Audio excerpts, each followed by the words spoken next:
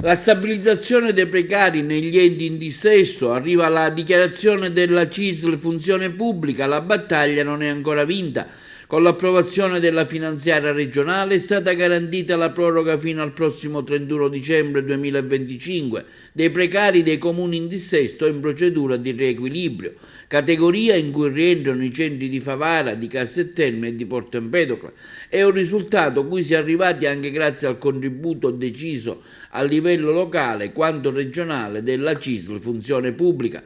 Questo quanto dichiara il segretario generale della CISL Funzione Pubblica di Agrigento, Salvatore Parello.